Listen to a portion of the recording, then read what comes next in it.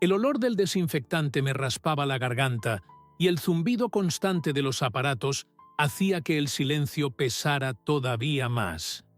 Sentado en la camilla, con la bata mal amarrada, sentí la tela áspera en la piel y un frío que me calaba hasta los huesos. Tenía las manos temblorosas. No sabía si por la temperatura o por ese miedo sordo que se cuela cuando uno entiende que ya no manda sobre su propio cuerpo.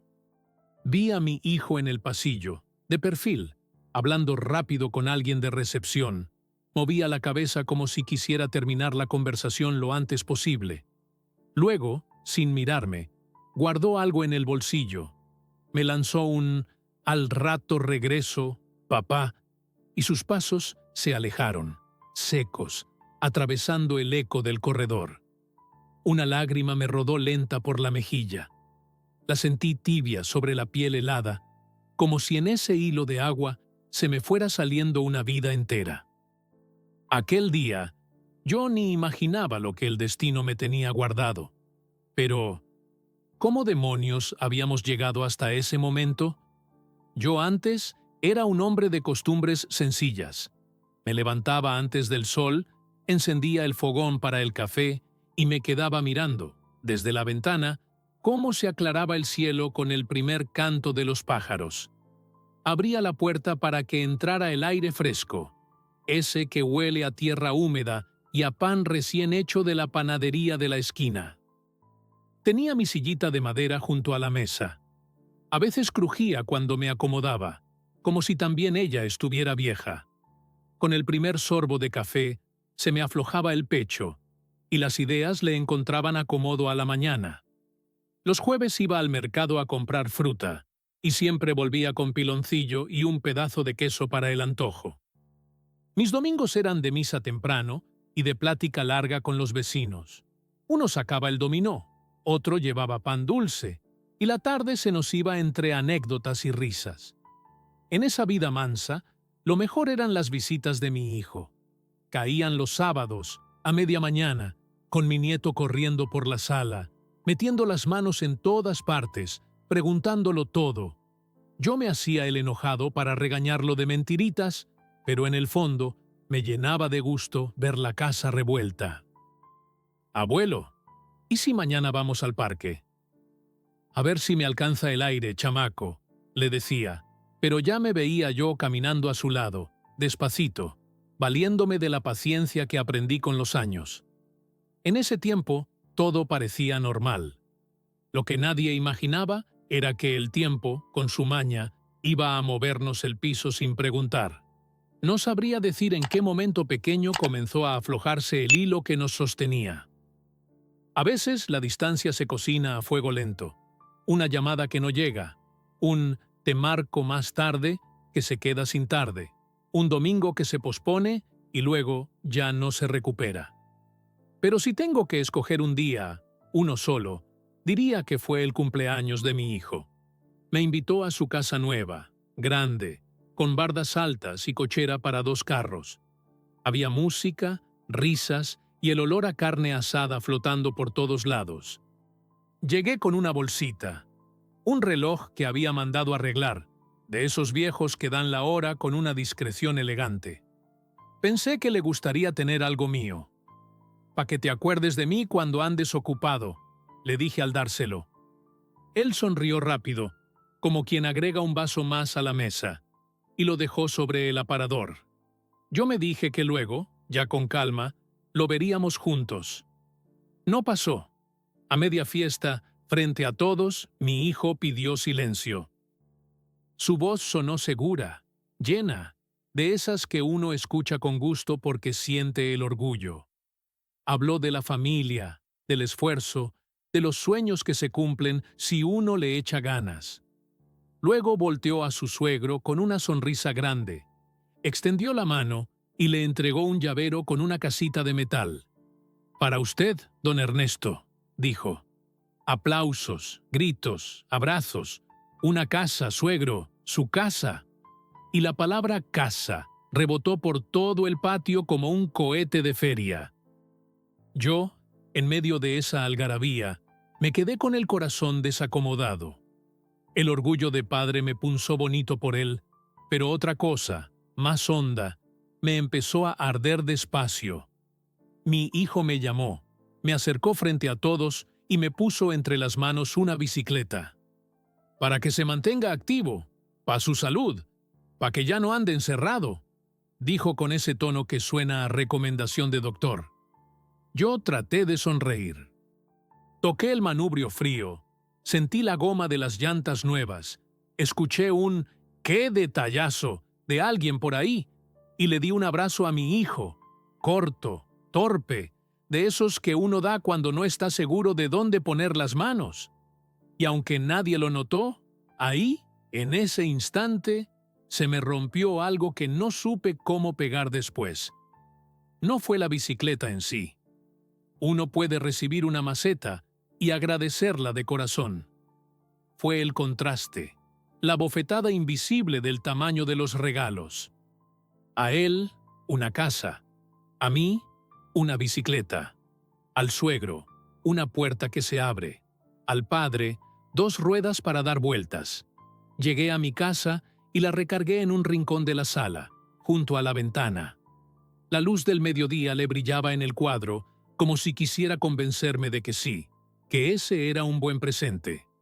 Yo le di la vuelta, la miré desde varios ángulos, me senté, me paré, la toqué. La bicicleta guardaba silencio. Y eso fue lo peor, ese silencio que a veces se queda en los objetos y habla más que la gente. En los días siguientes intenté usarla. Me subí, di vueltas por la cuadra, saludé a los vecinos. Me dolieron las rodillas, me faltó aire.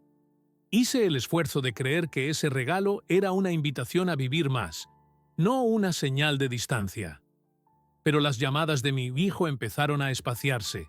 Los domingos se llenaron de «luego te aviso» y a la mesa le sobraban sillas.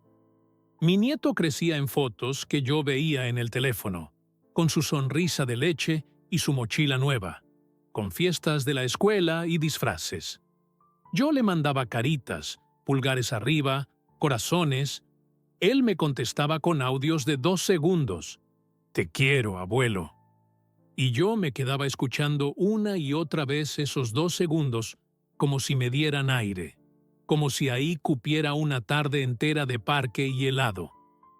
A veces me atrapaba la memoria, el olor del champú de mi esposa, su manera de acomodar las cosas, el golpecito suave en mi espalda cuando me iba a salir un coraje. Ella siempre decía, «No te enojes con las formas, viejo, mira el fondo».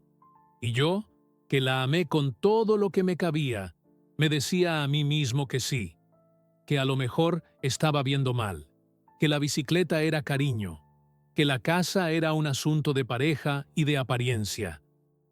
Uno también aprende a hacerse cuentos para dormir sin piedras en el pecho. Pero el vacío se fue abriendo como una grieta que atraviesa el patio de cemento. Primero, una línea fina, luego una sombra. Después, ya no hay por dónde pasar sin tropezarse. El día de la caída me agarró desprevenido. No fue un drama de película. No hubo gritos ni sirenas, nomás una fatiga rara y un mareo que se me trepó de pronto. Me apoyé en la mesa, respiré profundo, conté hasta 10. La vista se me nubló y tuve que sentarme en el piso para que el mundo no se me volteara. Doña Lupita, la vecina, tocó la puerta, no sé si por instinto o porque me había visto desde su ventana. Me encontró pálido, con las manos frías. «Nos vamos al hospital, don», dijo sin darme opción. Y allá fui, como van los viejos, con la dignidad doblada para que quepa en la silla de ruedas. Las luces del hospital son de un blanco que no perdona. En recepción me preguntaron cosas de rutina. Yo respondí a medias, más pendiente del latido tronando en los oídos. Llamé a mi hijo. «Estoy en urgencias», le dije. «¿Qué pasó?», preguntó. Su voz sonaba ocupada, como si yo le hubiera interrumpido un pendiente importante. No quise dramatizar. «Nomás vine a checarme, por si acaso. Si puedes, date una vuelta». Llegó rato después, con prisa, con el ceño fruncido, con el celular vibrando. Me miró sin mirar. ¿Qué te dijeron? Todavía nada. Me palmeó el hombro y habló con una enfermera. Lo vi moverse entre papeles, firmar, preguntar si me podían dejar en observación.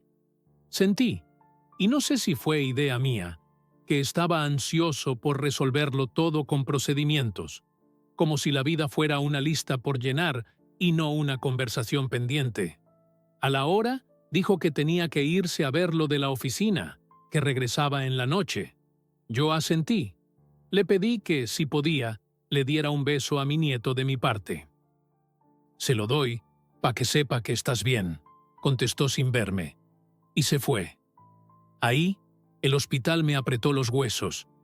Me quedé oyendo las ruedas de las camillas, los pasos de goma, las voces bajas del turno. Me vi las manos, las manchas de la edad, las venitas saltadas, la piel floja donde antes hubo fuerza. Y me pregunté, con esa honestidad incómoda que llega cuando uno está solo, ¿en qué momento me convertí en alguien que se deja? ¿Cuándo fue que acepté la silla de observación como sustituto de una charla? ¿Qué hice, qué no hice, para que mi hijo supiera regalar casas y no abrazos? No encontraba una respuesta que no me doliera. Me dieron de alta al día siguiente, con recomendaciones y una bolsita de medicinas. Caminé despacio hasta mi casa. Abrí la puerta, la misma puerta de siempre, y me recibió el olor a madera vieja y a café recalentado. La bicicleta seguía en su rincón, con el polvo agarrándose de los rayos como telaraña. La vi con un coraje que me sorprendió.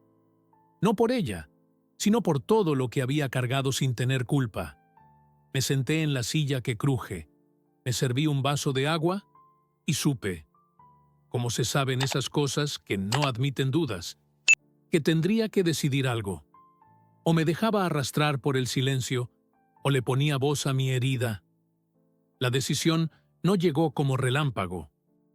Fue más bien un goteo, una paciencia de árbol que se cansa de aguantar el viento y decide soltar la hoja. Al tercer día de haber vuelto a casa, me puse la chamarra vieja, guardé en la bolsa la receta del doctor, no sé por qué, quizá como escudo, y salí rumbo a la casa de mi hijo. Caminé un buen tramo, tomé el camión, luego otro. Me bajé antes para ganar tiempo de pensar. A cada paso, las dudas se me subían a los hombros. ¿Y si no me recibe? ¿Y si me dice que exagere?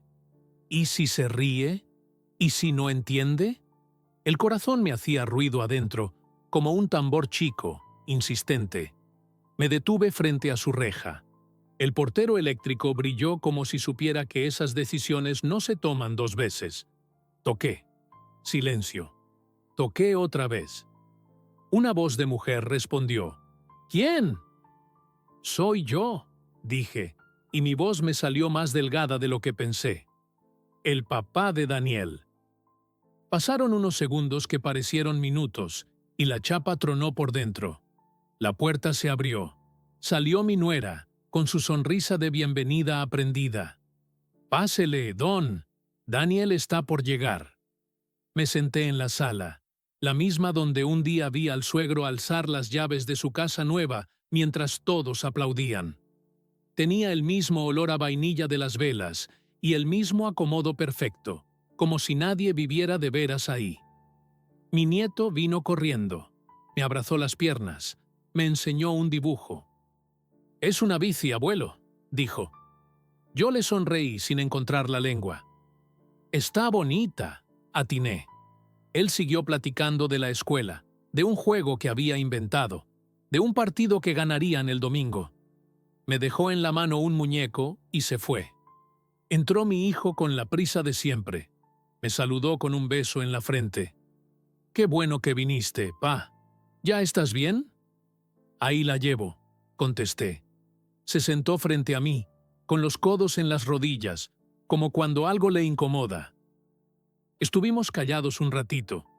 «¿Qué tal el trabajo?», pregunté para romper el hielo. Me dio 2 o 3 datos, con frases cortas. Yo respiré hondo. Vine a hablar contigo, dije. A gusto, sin enojos. Me miró por fin. Dime. No ensayé el discurso, pero las palabras se fueron acomodando como piedritas que uno pone para cruzar un arroyo. No quiero reprocharte, hijo. No vengo a cobrarte nada. Nomás quiero decirte lo que a mí me pasa. Cuando le regalaste la casa a tu suegro y a mí la bicicleta, yo me sentí lejos.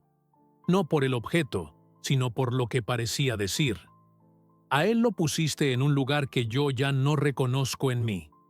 Y yo, que te cargué de chiquito, que te vi enfermo y trabajé doble para tu examen de la prepa, que te acompañé cuando te sentiste perdido. Me quedé sosteniendo un manubrio. Todo este tiempo me dije que no era para tanto, que yo estaba imaginando.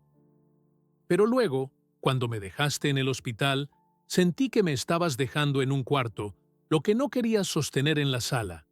Una conversación con tu papá. Mi hijo abrió la boca, la cerró, se quedó viendo el piso. Luego, con una voz que le conocí de niño, dijo, Yo no quise hacerte daño. Pensé que a don Ernesto le hacía falta un lugar para estar, para que mi suegra dejara de preocuparse, para que... no sé. Pensé que tú estabas bien, que tenías lo tuyo, que no necesitabas nada. La bici, pues, creí que te iba a ayudar a sentirte mejor. Y en el hospital, me puse nervioso. No supe qué hacer. Me fui porque pensé que ya todo estaba en manos de los que saben. Y porque, la neta, me dio miedo verte ahí. Me quedé callado. Había verdad en su torpeza. Yo también tengo lo mío, dije. Mis orgullos, mis silencios. Debí habértelo dicho antes. Debí decirte que te extrañaba en la mesa, que me dolía verte ocupado para todo menos para un café. Debí decirte que yo no quería una casa, ni un carro, ni un reloj. Quería tenerte cerquita, escucharte, que me escucharas. Mi nuera se acercó con el pretexto de traer agua.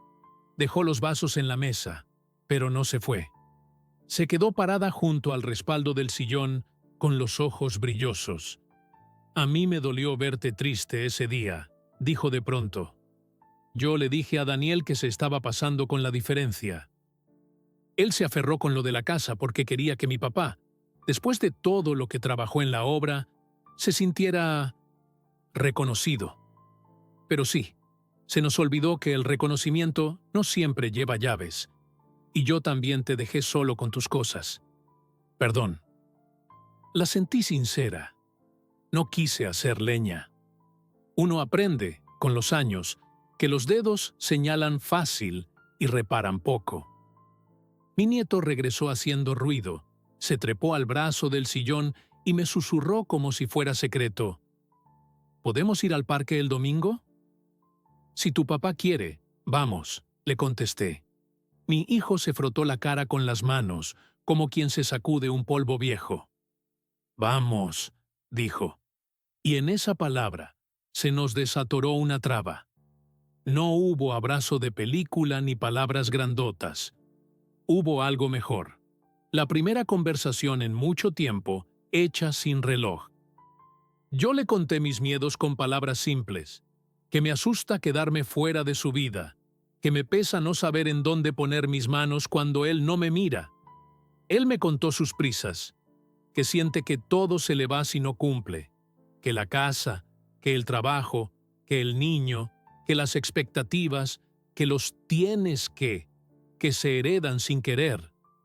Nos miramos como dos personas que no necesitan ganar. Yo le dije, perdóname lo que te falté.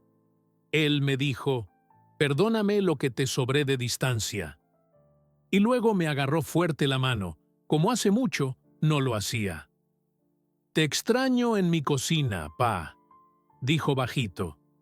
Yo tragué saliva para que no se me rompiera la voz, porque los viejos también lloramos, pero aprendemos a no espantar a los hijos con nuestra agua. Desde ese día, la casa de él dejó de ser terreno ajeno. Al principio me invitaban los jueves a comer. Luego, se hizo costumbre el martes de café. Mi nuera me manda fotos del niño sin que yo las pida.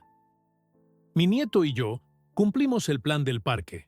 Corrimos poquito, caminamos mucho, comimos una paleta que se nos chorreó en los dedos.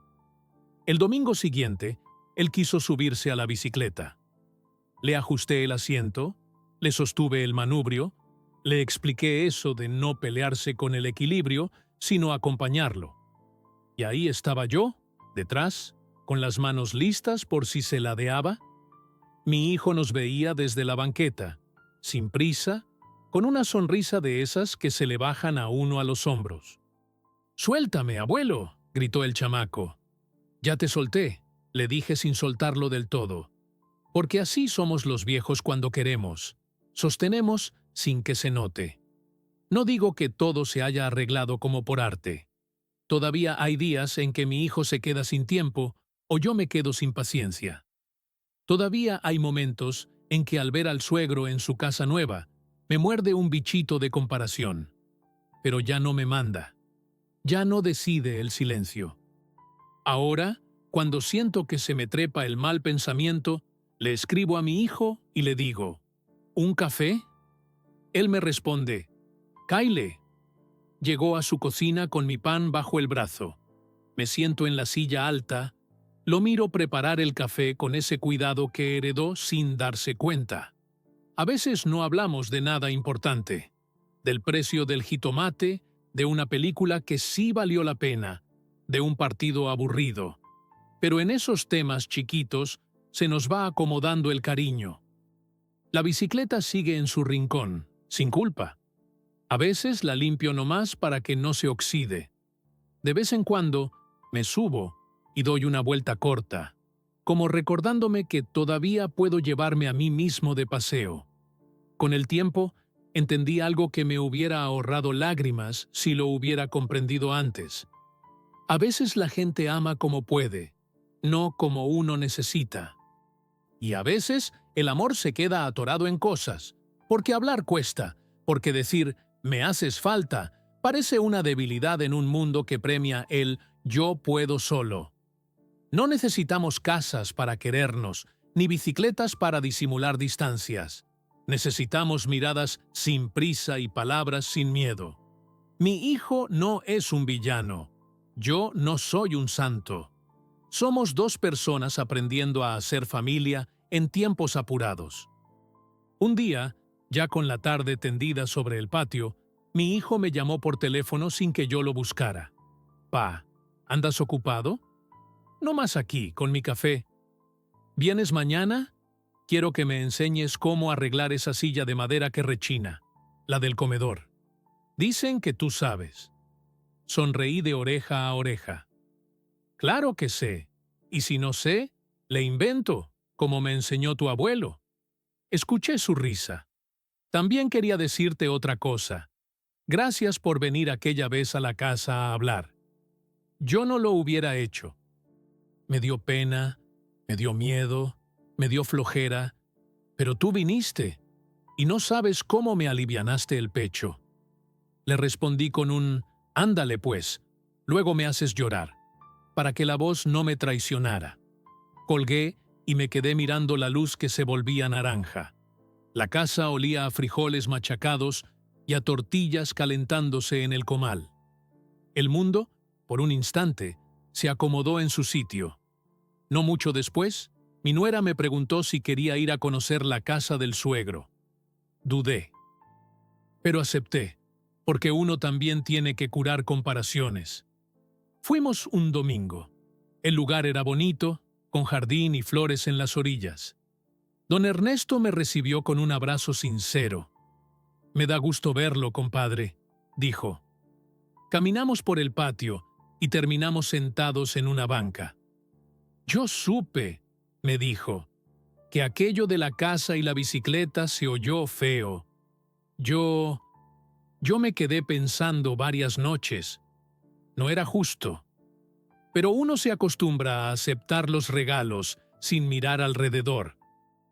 Quiero que sepa que, si de mí hubiera dependido, esa casa la usábamos entre todos los abuelos para juntar a los nietos. Y si un día usted quiere venir a echarse una siesta, esta es su casa. Le creí. No porque la casa me hiciera falta, sino porque la invitación me supo a gesto limpio. Me reí. No soy de siestas ajenas, le dije, pero se agradece. Mi hijo nos miraba desde la terraza, con los brazos cruzados, sonriendo por fin sin esa rigidez de foto de trabajo. Precisamente ese día entendí que, más que regalos, lo que hace familia son las puertas abiertas, las de madera y las del corazón. Mi nieto creció tantito más. Un sábado me dijo que ya no quería que lo sostuviera en la bici. «Suéltame de veras, abuelo». Lo solté. Lo vi pedalear derecho, sin miedo, como si por fin sus piernas hubieran encontrado la canción. Quise correr a su lado, pero me faltó aire. Mi hijo se adelantó y lo acompañó, no por obligación, sino por gusto. En esa imagen se me apaciguó un dolor viejo, ver a mi hijo sosteniendo sin que se note. Nos alcanzaron en la esquina. «¿Viste?», me dijo el chamaco con esa vanidad bonita de los niños. «Vas hecho un rayo», contesté. Mi hijo me tocó el hombro. «Gracias, pa». ¿Por qué? Por no dejar que nos fuéramos a pique. A veces, todavía, me despierta en la madrugada el recuerdo de la camilla del hospital. No me asusta ya. Más bien me acompaña, como un recordatorio humilde. La vida se nos encoge si la vivimos sin decir. Me sirvo un vaso de agua, abro la ventana y dejo que entre el aire fresco con su olor a noche. Pienso en todas las veces que preferí doblar la dignidad para que quepa en la silla de espera. Y me prometo, porque uno todavía puede prometerse cosas a la edad que sea, que no voy a callar lo que importa. Que si extraño, lo digo. Que si me duele, lo converso. Que si quiero ver a mi hijo, le caigo a su cocina con pan dulce y ganas de escuchar.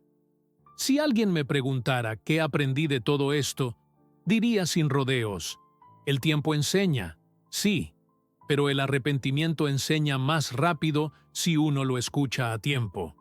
Y si me pidieran un consejo, aunque nadie me lo pida, soltaría este: no se esperen a la camilla para hablar. Las bicicletas son bonitas y las casas son cómodas, pero ninguna de las dos reemplaza una plática con café tibio y manos sobre la mesa.